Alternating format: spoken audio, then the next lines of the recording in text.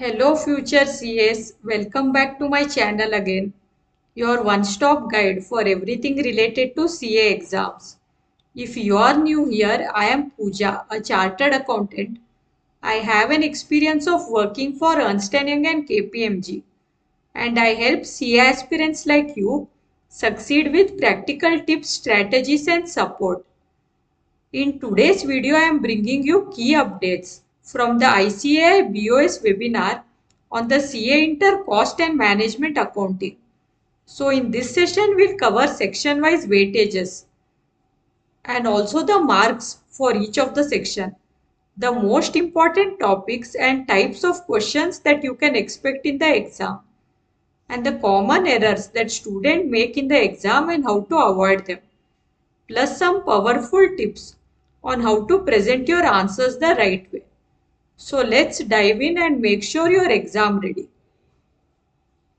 Also, if you are new to my channel, please subscribe. Every subscription works like a motivation for me and it makes my day. So guys, when you visit my channel, in the playlist section, you can see there is a separate playlist for CA Inter exams. So in this playlist, you can find different type of study plan, subject specific guidance and much more videos. And there is also a playlist for CA GPT for students. In this playlist, I have made different videos in which I have shown as to how you can use CA GPT while preparing for your exams. So do visit my channel and watch these videos. And there are various other playlists as well which might be helpful for you. So here I have the syllabus of cost and management accounting. So totally there are 15 chapters and 4 sections. So for each of the section we'll be seeing the weightage as well as the marks allocation, and also for some of the chapters some important topics and the types of questions that will be asked in the exams were revealed. So simultaneously we'll see that also. So first we have section number 1. This comprises of chapter number 1, Introduction to Cost and Management Accounting. So the weightage allotted for this is 10% to 15%. And the marks allotted are 11 marks to 18 marks. And some of the important topics under this chapter is objectives of cost and management accounting, scope of cost accounting, relationship of cost and management accounting with other related disciplines. And then we have role and function of cost and management accounting, users of cost and management accounting, use of IT in costing, cost objectives, responsibility centers and cost classification. So mainly this is a theoretical chapter, but it is very important. Do not skip this chapter because sometimes it might happen that when you're answering, when last few minutes might be left and you might have a choice between a practical question and a theoretical question. So that time it is better to answer theoretical question in the last few minutes, because in the theoretical question the answer will be ready in your mind. But for practical question you will have to do step by step and you have to solve it. So in such cases, to save your time, theory questions will come handy. So do not ignore this chapter, study this chapter. Next we have section number 2, and under this we have chapter 2 to chapter 7. So let's see the weightage of this. So the weightage allotted is 35% to 40%. And the marks allotted are 41 marks to 47 marks. So in the entire syllabus, this is one of the chapter with highest weightage. So now let's see the important topics. First under chapter number 2, that is material costing. So under this we have material procurement. So under this some key concepts important are bills of materials, material requisition note, purchase requisition, goods received note, material return note. So study these concepts carefully. Then valuation of materials received, material storage and records, that is bin cards, stores, ledger, stock control cards, etc. Then we have inventory control. Under this we have setting of various stock level, economic order quantity, techniques of inventory control. Then valuation of material issues, that is cost price method, average price method, market price method, notional price method. And then accounting and control of wastage, scrap, spoilage and defectives. Then we have the topic consumption of materials. And next, one more important topic is treatment of loss of material. So there might be different type of losses. That is loss due to wastage, scrap, spoilage, defectives and obsolescence. So under each of these categories, normal and abnormal, both you have to learn. That is normal loss and abnormal loss. How to treat both of them you have to learn under each of the method. However, obsolescence is relating to abnormal loss. However, the other methods, waste, scrap, spoilage and defectives, this might be normal loss as well as abnormal loss also. So for both of them, you have to learn how to treat this. So while studying this chapter, you have to keep in mind certain specific topics from where the usually questions are asked. For example, economic order quantity, various stock levels, and as I told just now, treatment of waste, scrap, spoilage, normal loss, abnormal loss, etc. So ensure you are conceptually clear of treatment of each of this item and practice this more and more because there might be questions on this. And some more important topics from this is calculation of annual consumption, that is for raw materials or finished goods, and calculation of carrying cost. So there might be questions relating to how carrying cost is calculated, and only if rate is given how you should calculate, only if amount is given how to calculate. So there are different types of formulas, right? So first you have to check as to what all information is there in the question, and based on that you have to select the right formula to arrive at your answer. Next we have chapter 3, employee cost and direct expenses. So under this chapter, the important topics are meaning of employee cost, control of employee cost, attendance and payroll procedures. And one more important point is idle time, that is normal idle time and abnormal idle time, that is how to treat this. Then you have overtime, then wage and incentives payment system, then absorption of wages, that is timekeeping, time booking, efficiency rating procedures, and employee turnover. And for idle time, that is normal idle time and abnormal idle time, you should learn how to treat this.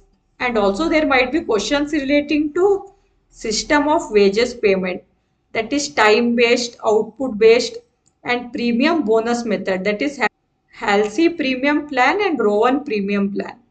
And then we have employee turnover method, that is replacement method, suppression method, flux method, employee turnover due to new recruitment, and employee turnover including accessions. And some important questions might be questions based on employee cost, that is direct and indirect, treatment of normal idle time and abnormal idle time, treatment of overtime wages, calculation of wages under Halsey and Rowan system, methods to calculate employee turnover. And then we have chapter number 4, overheads, that is absorption costing method. So under this it is important to study the classification of overheads. Classification by function, by nature, by element, by control. And then you have to learn the steps for the distribution of overheads. And the next important topic will be methods of absorption of overheads. That is percentage of direct material cost or percentage of prime cost method, percentage of direct labor cost, labor hour rate method.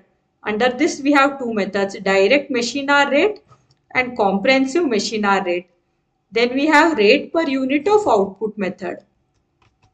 And then you have to learn the types of overhead rates, that is normal rate, predetermined rate, blanket rate and departmental rate. And some important types of question will be understanding the meaning and differences among different terms like allocation, apportionment, absorption of overhead. This is very important to gain conceptual clarity. And also you must know the various methods of reapportionment and ensure you apply the correct method while solving the question.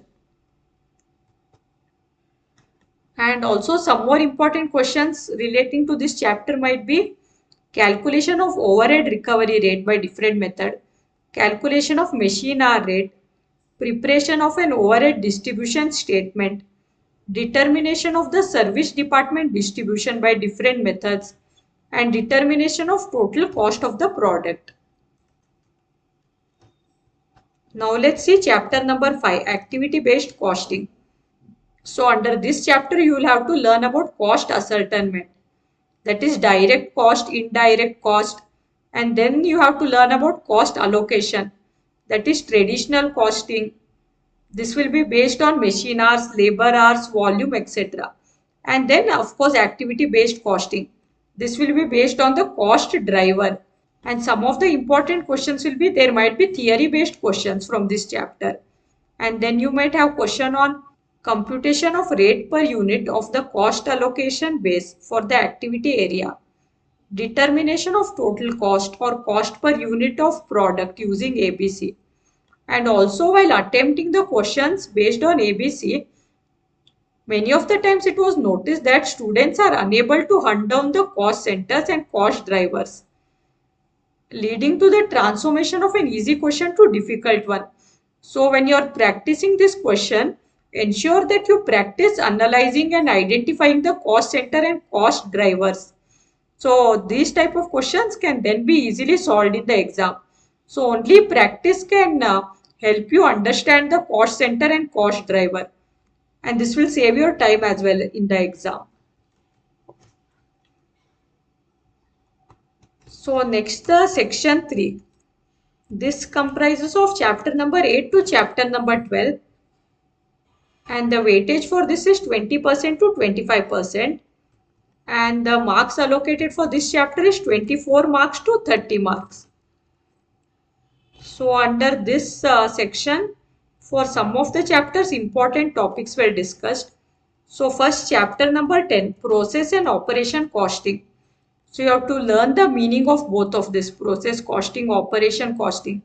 And then you have to learn the treatment of loss or gain arising in the process costing. Both normal process loss, abnormal process loss, and abnormal gain. And you have to also learn the concept of equivalent production units. And then we have two main methods for valuation of work in progress. So this is first in first out method and average cost method or weighted average cost method. And then also another important topic is inter-process profits. So some of the important questions will be calculation of equivalent units of using different methods, valuation of work in progress and finished products using different methods, then preparation of process account, then treatment of normal loss, abnormal loss and abnormal gain, then calculation of inter-process profits. This is also very important.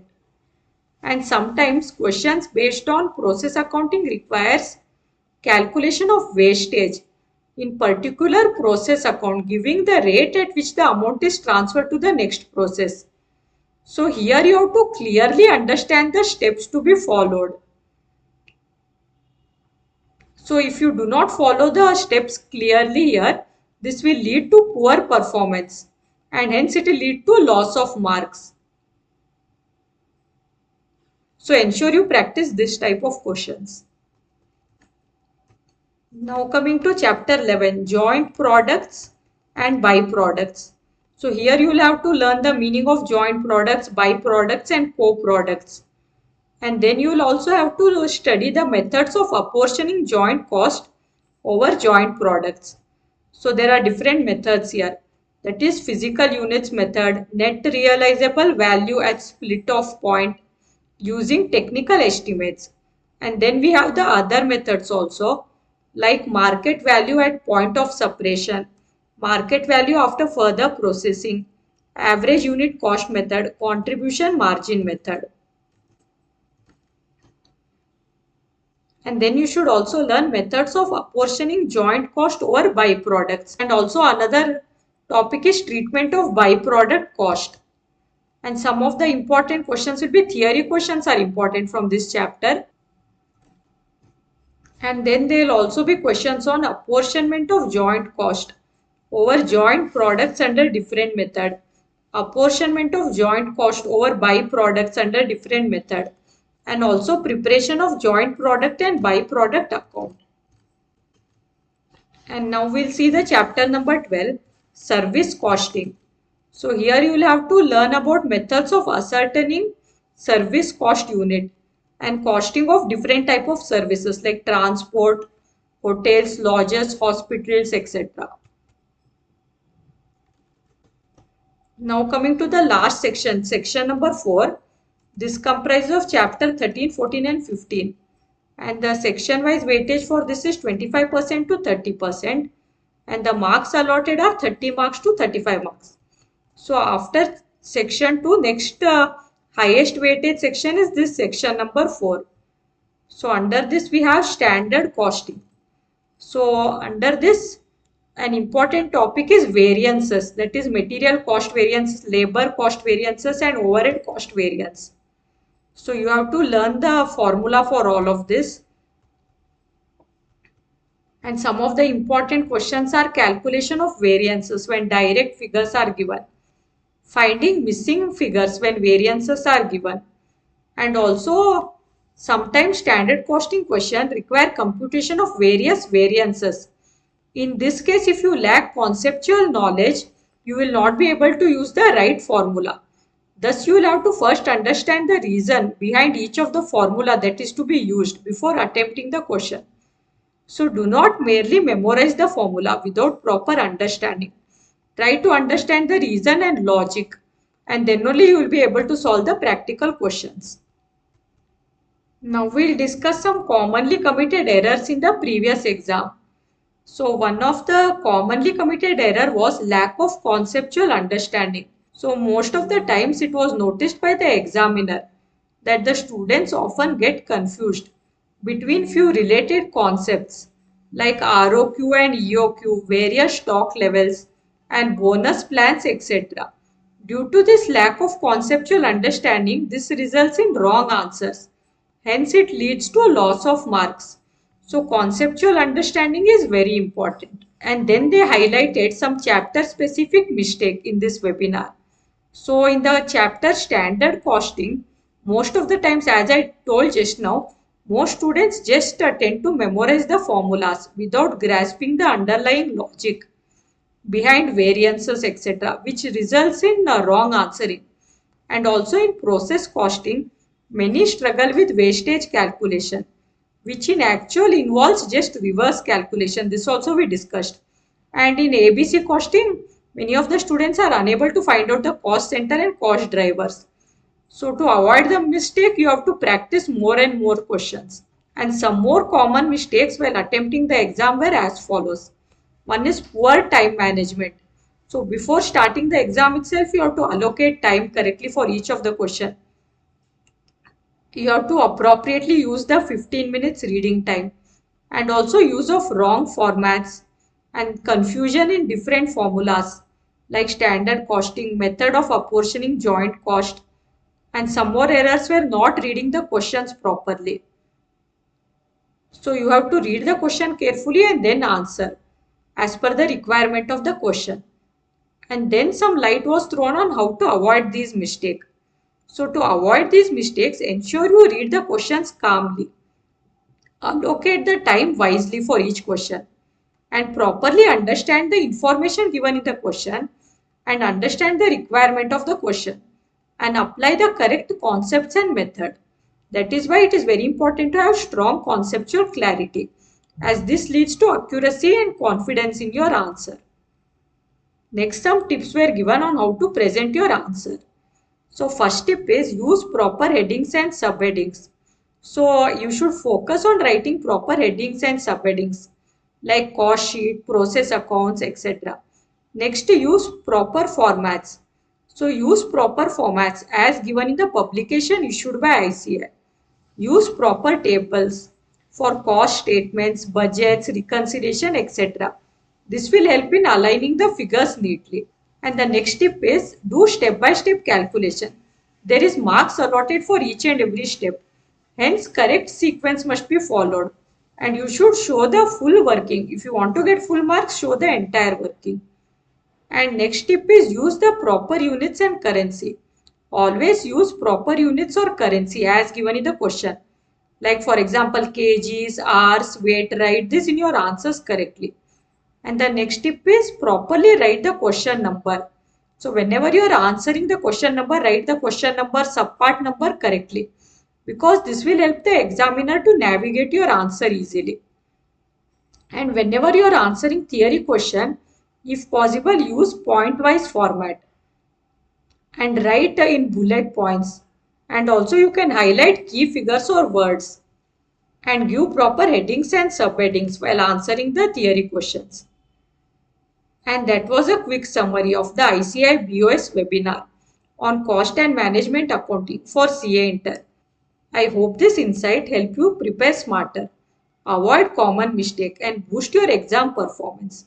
If you found this video useful, don't forget to like, share and subscribe to the channel for more CA exam strategies and update. All the best for your exams and I will see you all in the next video.